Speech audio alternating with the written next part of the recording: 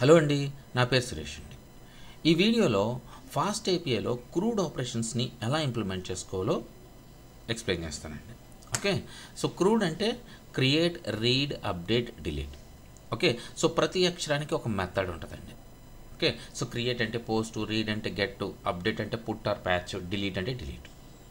Okay, so ఈ operations లేకుండా a dynamic project కూడా సాధ్యం కాదండి. ఓకే, సో మీరు ఏ ప్రాజెక్ట్ అని తీసుకోండి, మనం అందులో ఖచ్చితంగా post method, get method, put method, delete method, ఈ 4 మెథడ్లు ఖచ్చితంగా యూజ్ చేస్తాం. ఓకే, సో అందుకనే అంత ఇంపార్టెంట్ అండి క్రూడ్ ఆపరేషన్స్ అనేది. ఓకే, సో మనం లాస్ట్ వీడియోలో ఈ క్రూడ్ ఆపరేషన్స్లో పోస్ట్ మెథడ్, గెట్ మెథడ్ ఈ రెండు కూడా మీకు ఎక్స్ప్లెయిన్ చేశాను. సో మళ్ళీ నేను ఎక్స్ప్లెయిన్ చేయను. ఓకే, సో ఇక అప్డేట్ టు డిలీట్ ఎలా చేసుకోవాలో ఈ వీడియోలో ఎక్స్ప్లెయిన్ చేస్తానండి. ఓకే, సో దాంతోపాటు కొన్ని వ్యాలిడేషన్స్, ఫీల్డ్ వ్యాలిడేషన్స్ని ఎలా ఇంప్లిమెంట్ చేసుకోవాలో కూడా ఎక్స్ప్లెయిన్ చేస్తానండి. ఓకే, సో ఇప్పుడు విఎస్ కోడ్లోకి వెళ్దాము. ఓకే, సో ఇక్కడ చూడండి, మనం పోస్ట్ మెథడ్ని ఆల్రెడీ ఇంప్లిమెంట్ చేసాము. ఓకే, సో అలాగే గెట్ మెథడ్ని కూడా ఇంప్లిమెంట్ చేసాము.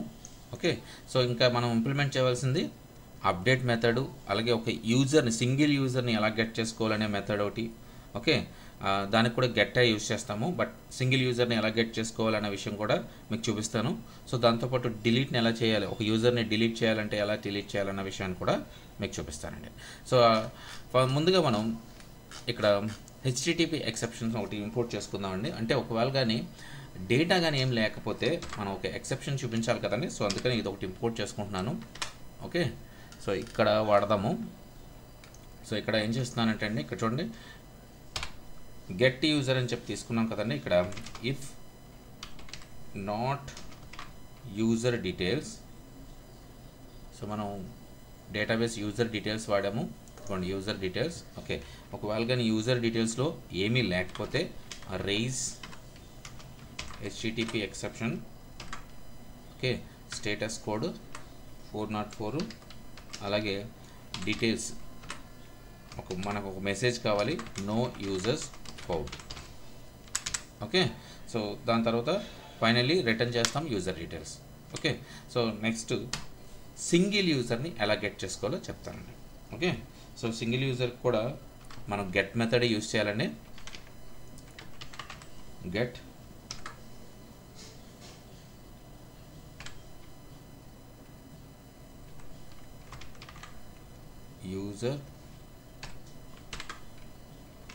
User underscore ID.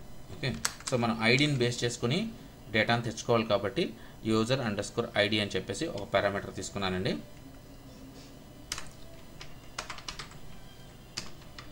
Get underscore single underscore user. Okay, so దీంట్లో యూజర్ అండర్స్కోర్ ఐడి అని పారామీటర్ తీసుకోవాలి. యూజర్ అండర్స్కోర్ ఐడి దీన్ని ఇంట్లో పెడదాము, ఎందుకంటే ఐడి అనేది ఎప్పుడు కూడా ఇంటీజర్లో ఉంటుంది కాబట్టి. Okay, next if user underscore ID, A ID అయితే ఆ ఐడి మనకి ఆ యూజర్ డీటెయిల్స్లో లేకపోతే నాట్ ఇన్ యూజర్ డీటెయిల్స్లో లేకపోతే ఒక ఎర్రర్ రేస్ చేయమని చెప్పేసి అడుగుతున్నామండి. ఓకే, స్టేటస్ కోడ్ 404, అలాగే details user not found. Okay, దాని తర్వాత ఇప్పుడు మనం సింగిల్ యూజర్ని తెచ్చుకుంటున్నాం కాబట్టి రిటర్న్ చేయాల్సింది యూజర్ యొక్క ఐడిని. Okay, so return user details user ID. Okay, so ఇప్పుడు యూజర్ ఐడి, సింగిల్ యూజర్ ఐడితో ఏ యూజర్ని అయితే గెట్ చేసుకుంటున్నామో ఆ యూజర్ ఐడి మనకి రిటర్న్లోకి వచ్చేస్తుంది. సో ఆ యూజర్ యొక్క డీటెయిల్స్ కూడా మనకు వచ్చేస్తాయండి. ఓకే, సో మనం రన్ చేసినప్పుడు అందులో చెక్ చేద్దాము. సో ఓకే, స్వాగర్ యూఐలో. Okay, so documentation already create అవుతుంది కాబట్టి ఆటోమేటిక్గా అందులో చెక్ చేద్దామండి. ఓకే, ఇప్పుడు అప్డేట్ యూజర్ అండి. సో అప్డేట్ యూజర్కి @ యాప్, ఇక్కడ గెట్ కాదండి, అప్డేట్కి పుట్ అని పెట్టాలి. ఓకే, సో పుట్ చేసిన తర్వాత దాంట్లో యూజర్ సో ఒక సింగిల్ యూజర్ని మనం అప్డేట్ చేస్తున్నాం కాబట్టి సేమ్ ఎలా అయితే మనం గెట్ చేసుకోవడానికి తెచ్చుకున్నామో అలాగే ఇక్కడ కూడా యూజర్ ఐడిని తెచ్చుకోవాలి. user_id. Okay, so function update user అని రాద్దాం. Update user. ఓకే, ఇక్కడ user ID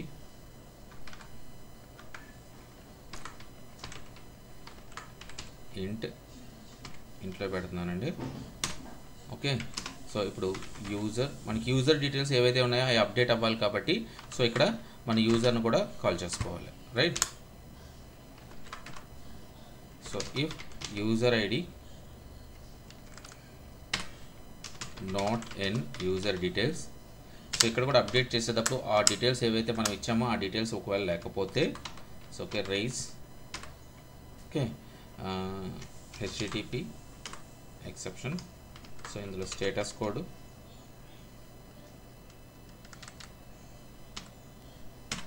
okay, so 404. So same ఇది కాపీ చేసేసి మనం యూజర్ నాట్ ఫౌండ్ అని చెప్పేసి సో దీన్నే కాపీ చేసేద్దాం టైం వేస్ట్ చేసుకోకుండా.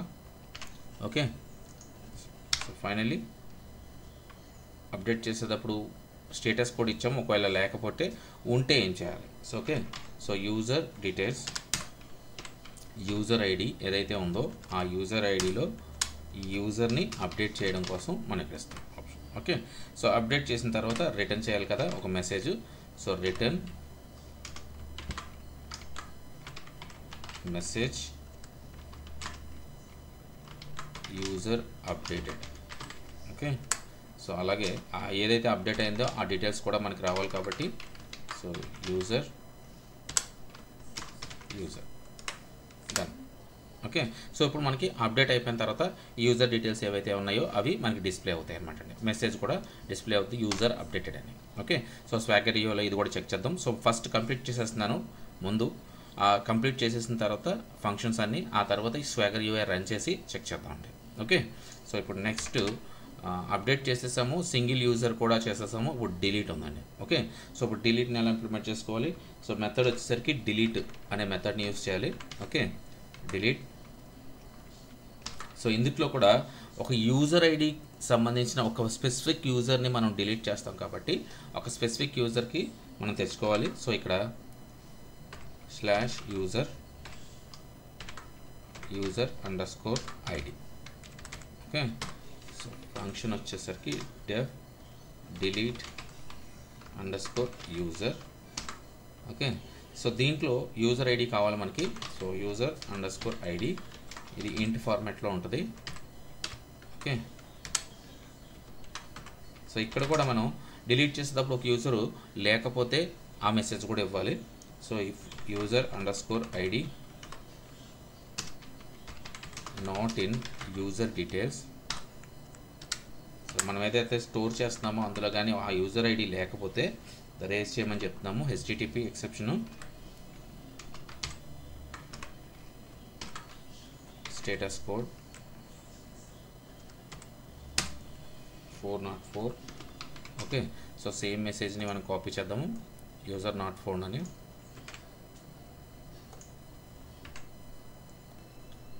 ఓకే, సో ఇక్కడ ఒక వేరియబుల్ తీసుకుంటున్నానండి. Delete equal to user_details dot pop. ఇందులో యూజర్ ఐడిని పాస్ చేయాలండి. సో మనం ఏ యూజర్ ఐడి అయితే మనం సెలెక్ట్ చేసుకుంటామో ఆ యూజర్ ఐడి ఇందులో పాస్ చేయడం వల్ల మనకి డిలీట్ అయిపోతుంది. ఓకే, సో డిలీట్ అయిపోయిన తర్వాత రిటర్న్ ఒక మెసేజ్ కావాలి యూజర్ డిలీటెడ్ అని. ఓకే, సో అలాగే దీంతో పాటు ఏ యూజర్ డిలీట్ అయ్యాడు అన్న విషయం మనకు కావాలి కదండి. సో యూజర్ డిలీట్, సో ఏ వేరియబుల్ అయితే తీసుకున్నామో ఆ వేరియబుల్ ఇక్కడ పాస్ చేస్తామంటే డన్ అయిపోయిందండి. ఓకే, సో ఇప్పుడు మనకి ఈ delete user, update user, single user, get user, post user, so crude operations అన్నీ కూడా మనం కంప్లీట్ చేసేస్తామండి. ఓకే, సో ఇప్పుడు దీన్ని రన్ చేస్తాను. సో రన్ చేసి మనం స్వాగ్ యూఐలో దీన్ని టెస్ట్ చేస్తామండి. ఓకే,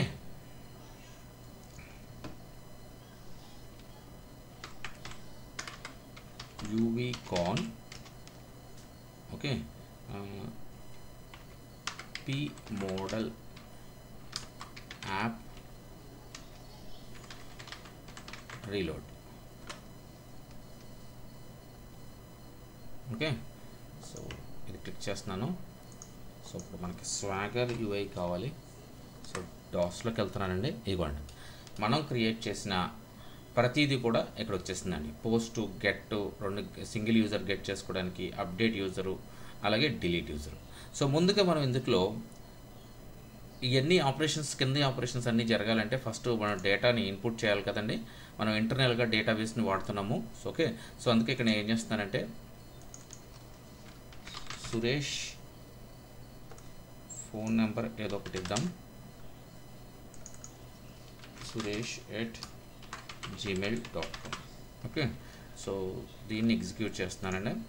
సో ఇక్కడ మెసేజ్ వచ్చింది, ఇదిగోండి మెసేజ్ వచ్చింది. సో కాబట్టి ఇందులో ఇన్సర్ట్ అయిపోయింది. సో ఇంకొకటి చేద్దాం, రీసెట్ చేసి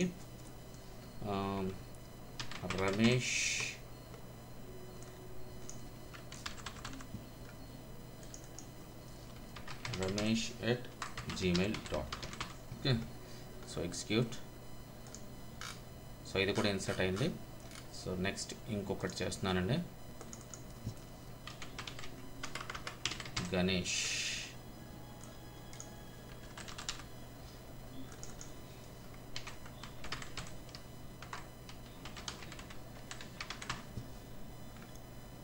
ఎగ్జిక్యూట్.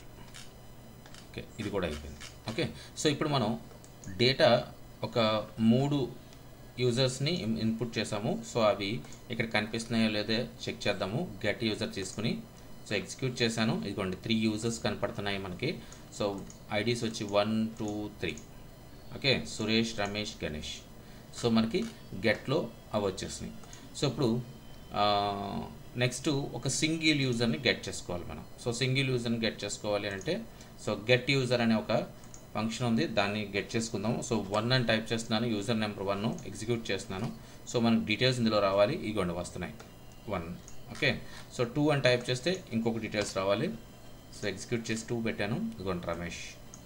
ఓకే, సో ఇప్పుడు మనకి ఇన్పుట్ ఫీల్డ్లోకి డేటా తెచ్చుకోవడానికి get single user working, right. So ఇప్పుడు మనం నెక్స్ట్ దీన్ని క్లోజ్ చేద్దాం. ఓకే, సో ఒక డేటాని అప్డేట్ చేయడం, రైట్. సో అప్డేట్ చేయడానికి ఇక్కడ ఒక యూజర్ ఐడి తీసుకోవాలి, ఏ యూజర్ కావాలంటే ఆ యూజర్. ఓకే, సో నేను ఇక్కడ ఏం చేస్తున్నానంటే యూజర్ నెంబర్ 1 తీసుకుంటున్నాను, దాంట్లో సురేష్ అని ఉంది, రైట్. సో ఇప్పుడు దాన్ని అప్డేట్ చేస్తామండి మనం. సో ఓకే, సో సురేష్ 12 అని పెడదాము. ఇక్కడ ఫోన్ నెంబర్ వచ్చి 1 మీద స్టార్ట్ చేస్తాను, అలాగే సురేష్ mail.com అని పెడుతున్నానండి. ఓకే, సో ఇప్పుడు దీన్ని ఎగ్జిక్యూట్ చేస్తున్నాను, ఎగ్జిక్యూట్ చేశాను. సో మెసేజ్ కూడా అప్డేట్ అయినట్టు వచ్చింది మనకి, రైట్. సో దీన్ని మనం ఒక్కసారి గెట్ యూజర్ ఉంది కదండి, అందరి యూజర్స్ని గెట్ చేసే ఫంక్షన్ ఉంది కదా, దాంట్లో ఒకసారి మళ్ళీ ఎగ్జిక్యూట్ చేస్తున్నానండి. ఇదిగోండి, మనం అప్డేట్ చేసిన ప్రతిదీ కూడా ఇక్కడ డిస్ప్లే అయిపోతుంది.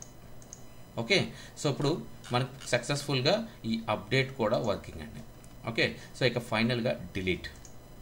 సో డిలీట్లో కూడా మనం ఐడి ఇచ్చి డిలీట్ చేయాలి. సో ఇక నేను సేమ్ సురేష్ ఏదైతే ఉందో అది కాకుండా ఒక 3 డిలీట్ చేస్తాను. 3 గణేష్ ఉంది, సో 3ని డిలీట్ చేస్తున్నాను, రైట్. యూజర్ ఐడి 3 ఇచ్చి ఎగ్జిక్యూట్ చేశాను. సో ఎగ్జిక్యూట్ చేయగానే ఓకే, ఇక్కడ చూడండి మనకు మెసేజ్ వచ్చింది, యూజర్ డిలీటెడ్ అని, అలాగే ఎవరిని డిలీట్ చేశారని కూడా ఇక్కడ మెసేజ్ వచ్చింది. ఓకే, సో ఇప్పుడు మనం గెట్ యూజర్స్ కొడితే ఈ గణేష్ అనేది మనకి డిస్ప్లే అవ్వకూడదు. ఎస్, అవ్వలేదు, చూసారండి. సో కేవలం 1, 2 మాత్రమే ఉంది, 3 లేదు. ఓకే, సో అలాగా మనం డిలీట్ కూడా వర్కింగ్ అండి. మనం ఇంప్లిమెంట్ చేసిన delete working, put working, get working అన్నీ కూడా మనకి క్రూడ్ ఆపరేషన్స్ మీకు ఇప్పుడు క్లియర్గా అర్థమైందని నేను అనుకుంటున్నానండి. ఓకే, సో దీంతో పాటు మీకు ఫీల్డ్ వ్యాలిడేషన్స్ చెప్తానన్నాను కదండి, సో దానికి కూడా చెప్తాను చూడండి ఇక్కడ. సో ఫీల్డ్ వ్యాలిడేషన్స్ వచ్చేసరికి ఇక్కడ చూడండి, నేమ్ అనేది స్ట్రింగ్, ఫోన్ అనేది ఇంటూ ఈమెయిల్ అనేది స్ట్రింగ్ అని పెట్టాం. సో మనం ఈ డాస్లో ఒక డేటాను క్రియేట్ చేసేటప్పుడు ఇక్కడ చూడండి మీకు చూపిస్తాను. సో ఈ డేటాను క్రియేట్ చేస్తున్నాను, రీసెట్ చేద్దాం. సో ఇక్కడ డేటాను క్రియేట్ చేసినప్పుడు నేను కేవలం ఇక్కడ ఒక నేమ్ మాత్రమే ఇస్తాను. ఓకే, మహి అనేద్దాం. ఓకే, సో ఇక్కడ ఎగ్జిక్యూట్ చేసిన తర్వాత చూడండి, ఇక్కడ మహి మాత్రమే అప్డేట్ అయింది. అంటే ఫోన్కి కానీ ఈమెయిల్కి కానీ వ్యాలిడేషన్ లేదు. అంటే ఫోన్ ఇవ్వకపోతే ఓకే మనకి ఎర్రర్ చూపించాలి, అది చూపించట్లా. ఈమెయిల్ ఇవ్వకపోతే ఎర్రర్ చూపించట్లా. సో అలాగా ఒక ఫీల్డ్ని మ్యాండేటరీ చేసి దానికి కొన్ని వ్యాలిడేషన్స్ని కూడా పెట్టుకునే అవకాశం ఉందండి. సో ఎలా పెట్టుకోవాలనేది ఇప్పుడు చూపిస్తానండి. ఓకే, సో ముందుగా మనం ఈ ఫీల్డ్ని వ్యాలిడేట్ చేయాలి అని అంటే ఫీల్డ్ అని పైనాంటిక్లో ఒకటి ఉందండి. ఓకే, ఫీల్డ్ దాన్ని ఇంపోర్ట్ చేసుకోవాలి. ఇదిగోండి ఫీల్డ్, రైట్. సో ఇంపోర్ట్ అయిన తర్వాత ఇక్కడ ఈక్వల్ టు అని పెట్టి ఫీల్డ్ ఇదిగోండి ఇలాగా. సో ఓకే, సో దీన్ని మ్యాండేటరీ ఫీల్డ్ చేయాలి అని అంటే మనం 3 డాట్స్ పెట్టండి. 3 డాట్స్ పెట్టి కామా ఇచ్చి నెక్స్ట్ దానికి ఇంకా వ్యాలిడేషన్స్ ఏం కావాలో పెట్టుకోవచ్చండి. ఓకే, సో ఇప్పుడు ఇదే ఫీల్డ్ నాకు మినిమం క్యారెక్టర్స్ మ్యాక్సిమం క్యారెక్టర్స్ కూడా కావాలి. సో కాబట్టి మినిమం క్యారెక్టర్స్ అంటే మిన్ లెంత్ అని ఉంటుంది.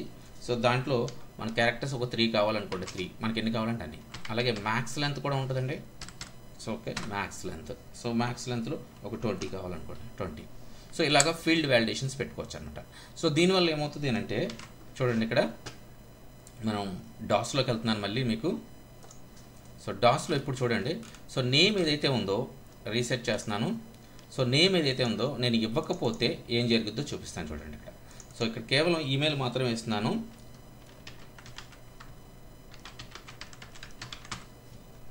ఓకే, ఎగ్జిక్యూట్ చేశాను. రాజా ఈమెయిల్. ఓకే, సో మనం వన్స్ అది చేసిన తర్వాత ఒకసారి రీరన్ చేద్దామండి. ఒకసారి ఇక్కడ అప్డేట్ అవ్వలేదు అనుకుంటా. సో ఫీల్డ్ వ్యాలిడేషన్, ఎందుకంటే మనం ఏమి ఇవ్వలేదు, బట్ స్ట్రింగ్ సారీ ఇచ్చాం, బట్ స్ట్రింగ్ అప్డేట్ అయిపోయింది. ఇక్కడ చూడండి, స్ట్రింగ్ అనేది కూడా క్యారెక్టర్స్కి మనం ఇచ్చిన వ్యాలిడేషన్ ఏదైతే ఉందో ఆ వ్యాలిడేషన్స్కి సరిపోయింది. సో అందువల్ల మనకి అప్డేట్ అయిపోయిందండి. ఓకే, సో ఇప్పుడు మళ్ళీ దీన్ని అప్డేట్ చేస్తాను, ఎగ్జిక్యూట్ చేస్తున్నాను. ఇదిగోండి ఇప్పుడు చూడండి, బాడీలో ఎర్రర్ వచ్చింది. String should have at least 3 characters. So ఇందాక ఏం జరిగిందంటే ఈ స్ట్రింగ్ అనే వర్డ్ ఇందులో ఆల్రెడీ ఉంది కదా, సో దానివల్ల అది అప్డేట్ అయిపోయింది. స్ట్రింగ్ అనే వర్డే అప్డేట్ అయిపోయింది అనమాట. ఓకే, సో అలాగా మనం ఫీల్డ్ యొక్క వ్యాలిడేషన్స్ని కూడా అప్డేట్ చేసుకోవచ్చు అనమాట అండి. ఓకే, సో ఇక్కడ చూడండి, దీనికి కూడా ఫోన్ నెంబర్ ఉందనుకోండి. సో ఇక్కడ కూడా మనం ఈక్వల్ టు పెట్టి ఫీల్డ్. ఓకే, సో ఇది కూడా మనకి మ్యాండేటరీ కావాలి అనుకుంటే ఇలా డాట్స్ పెట్టాలి. మ్యాండేటరీ వద్దు అని అనుకుంటే అండి, అంటే అది ఫిల్ చేసినా చేయకపోయినా పర్లేదు, చేయాలంటే ఖచ్చితంగా ఈ వ్యాలిడేషన్ కావాలి అనుకుంటే ఈ డాట్స్ అనేది యూజ్ చేయకుండా మనం డైరెక్ట్గా ఇచ్చేయచ్చండి. ఓకే, సో మనకి ఫీల్డ్స్ కావాలి కాబట్టి మ్యాండేటరీ కాబట్టి సో మనం అలా ఇస్తాం. సో అలాగే ఫోన్ నెంబర్ ఉందండి. సో ఇన్ని నెంబర్స్ 10 నెంబర్స్ ఖచ్చితంగా ఉండాలి కాబట్టి ఇక్కడ మనం ఇలా వాడచ్చు అనమాట. GE greater than. Okay, so greater than ఒక 9s ఉన్నాయి అనుకోండి, 10 నెంబర్స్ కాబట్టి 9s ఒక 9 వేసామనుకోండి, ఇక్కడ రాసామనుకోండి. చూడండి 3 4 5 6 7 8 9. ఓకే, సో దీని తర్వాత ఏంటండి, సో దీని తర్వాత 1 zeros వస్తాయి, 10 zeros వస్తాయి, 1 తర్వాత 10 zeros. సో ఇది క్రోర్స్ మీద ఉంటుందండి. సో అందుకే నేనేమి చేయట్లేదు. సో మీకు ఈజీగా అర్థమవుతుందని చెప్పేసి 9 9s పెట్టండి, గ్రేటర్ దెన్. సో దానికంటే ఎక్కువ ఉండాలి. అలాగే లెస్ దెన్ ఏదైతే ఉందో మనకి 10 నెంబర్స్ కంటే ఉండాలి కాబట్టి 1 పెట్టి 1 2 3 4 5 6 7 8 9 10 zeros పెట్టండి. Okay, so that's it. So మీకు క్లియర్గా మీకు వ్యాలిడేషన్ వచ్చేస్తుందండి. అంటే 10 నెంబర్స్ మాత్రమే తీసుకోండి, 10 కంటే తక్కువ తీసుకోవచ్చు. ఓకే, సో మీకు అర్థమైంది కదండి. సో అలాగే ఈ ఈమెయిల్కి కూడా స్ట్రింగ్ అని కాకుండా @ ఖచ్చితంగా ఉండాలి, డాట్ ఖచ్చితంగా ఉండాలి. ఓకే, ఒక ఈమెయిల్ ఫార్మాట్ ఖచ్చితంగా వ్యాలిడేట్ జరగాలి అని అంటే దీనికి కూడా ఒక ఆప్షన్ ఉందండి. ఇక్కడ చూడండి, ఈమెయిల్ స్ట్రింగ్ అని ఉంటుంది. ఓకే, సో దీన్ని ఇంపోర్ట్ చేసుకుని ఈ స్ట్రింగ్ ప్లేస్లో ఈమెయిల్ స్ట్రింగ్ యూజ్ చేసామనుకోండి, ఆటోమేటిక్గా వ్యాలిడేట్ అయిపోతుంది. ఓకే, సో ఇప్పుడు అర్థమైంది కదండి మీకు. సో ఈ ఫీల్డ్ యొక్క వ్యాలిడేషన్స్ని ఎలా ఇచ్చుకోవాలి అనేది, అలాగే మీకు ఈ క్రూడ్ ఆపరేషన్స్ కూడా మీకు అర్థమైందని నేను అనుకుంటున్నానండి.